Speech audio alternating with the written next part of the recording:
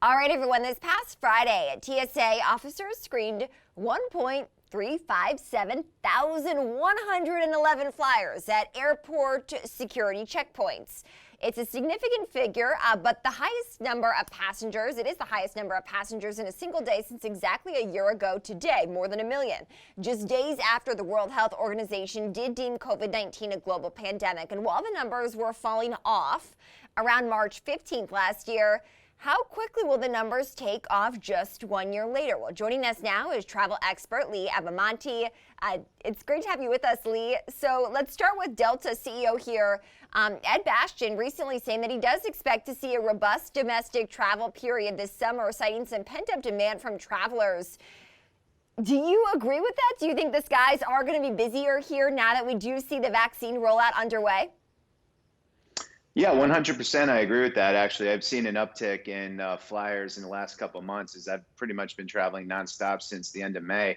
And it's definitely noticeable both in the airports and on the planes. So I don't really see any reason that that's going to stop as they add more planes and people feel more comfortable traveling again with both the vaccine and just kind of people just learning to live with this as we move forward. Yeah, so more than 1 million travelers, 1.4 million roughly, that we saw at these TSA security checkpoints. Comes, though, despite warnings from the CDC of a potential fourth surge and then a plateau at those high levels because of spring break travel. What would you tell people who are traveling for spring break this year in terms of the best practices and whether or not it is safe? Well, I would tell people to just be smart. I mean, we should have learned our lesson a couple times already with this whole thing with, the holidays, spring break, et cetera, and just be smart, be safe, be as careful as you can be. You have to live your life, but at the same time, wear your mask, wash your hands, stay away from people, especially indoors, and just do your part as we've all been trying to do. But at the same time, I understand that people are going to live their lives, especially in states where there's no mask mandate and they've dropped a lot of restrictions, places like Florida, Texas, et cetera, Arizona. So, just be as safe as you can be and then get tested afterwards and try to quarantine if you can. Yeah, we do see the airline stocks all up pretty significantly today. American, United, JetBlue as well. And it was just last week, at least here on the East Coast, Lee, that New York Governor Andrew Cuomo did decide to do away with those domestic restrictions for travelers coming to New York State from other states. There was typically a 2-week quarantine basically in effect. What do you think that does to travel in the metropolitan area of New York City?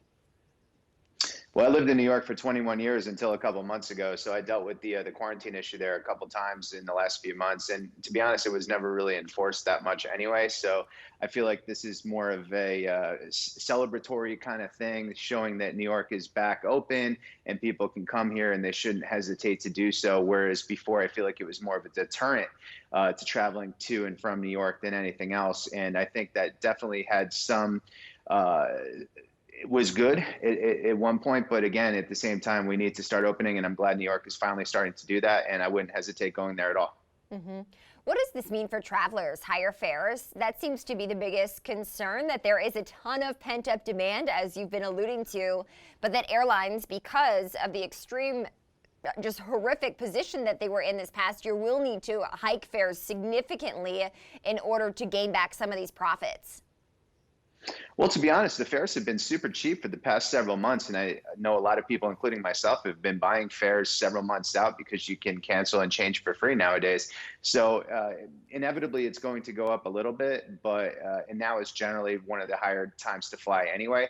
So I would expect a little bit of an uptick, but I don't think it's going to go crazy. And, you still have a lot of choices with airlines, and they're still trying to get people's trust back and get people back in flying. So I wouldn't expect like a double or triple kind of fare deal, but definitely expect it to go up from where it was maybe 6 months ago for sure. A vaccine passport. We've had guests on our network over the past several days talking about a potential vaccine passport. Lee, how crucial would that be, and how do you think it comes to life?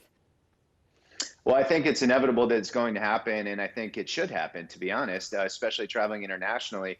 What's going to happen is we're going to have to get the major nations in the world, the major Western nations especially, on the same page with some type of vaccine passport, because there's so many different ways that countries are going about this, and travel is going about it, different airlines, different government regulations, that type of thing. So I look forward to the day where there's a unified front on this vaccine passport. But make no mistake, you're going to need to be vaccinated to travel internationally and potentially even domestically as we move forward. But it's going to happen.